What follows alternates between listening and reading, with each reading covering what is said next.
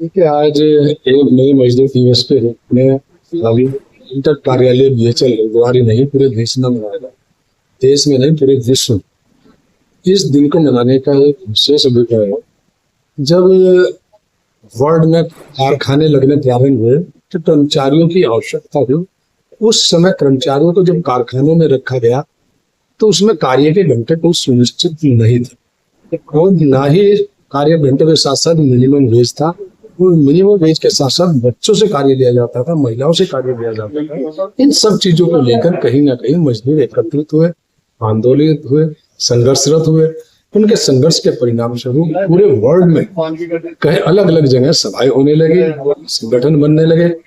और एक बार 1986 में मई के महीने में जब वो मजदूर आंदोलन, मजदूर संगठन शिकागो में, जो अमेरिका में का शहर है, वहां पर इकट्ठे हुए और अपनी आवाज को बुलंद करने का काम, इन जो भी समस्याएं थी उनके खिलाफ अपनी आवाज को बुलंद करने का काम किया।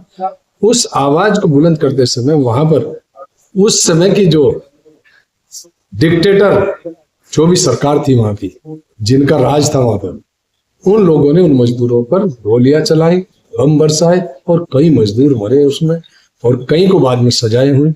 उस तरह से लेकिन मजदूर किसी तरह से चुप होकर नहीं बैठा, उसने अपनी लड़ाई को जारी रखा।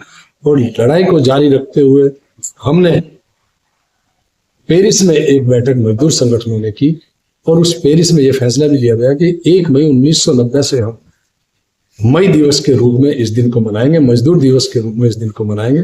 और भारतवर्ष में वो दिन 1 मई 1923 से प्रारंभ किया गया था। उसी कड़ी में आज तक हम इस मई दिवस के रूप में मजदूर दिवस को मनाते चले आ रहे हैं।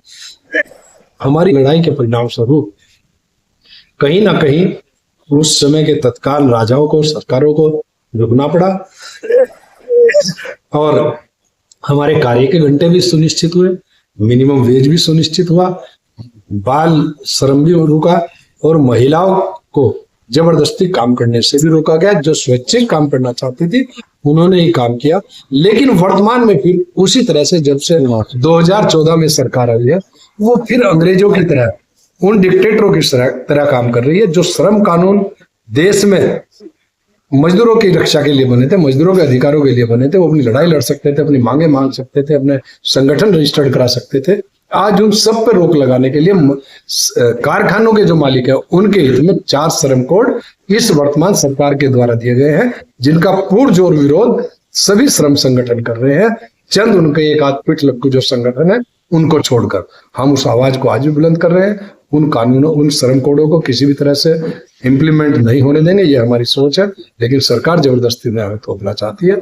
आज हम मई दिवस पे भी उसी बात को विस्तार से करके लोगों को उनका ज्ञानवर्धन किया, उनको जानकारी दी है और अपने अधिकारों के प्रति सचेत रहने की बात की है। और अंत में हमने सबने जो मई दिवस मनाया, 10 उन लोगों को की है जिन्होंने अपना बलिदान मजदूरों की लड़ाई में दिया, यातनाएं सही, तो उनको आज श्रद्धा सुमन देकर अपने इस कार्यक्रम के समापन किया।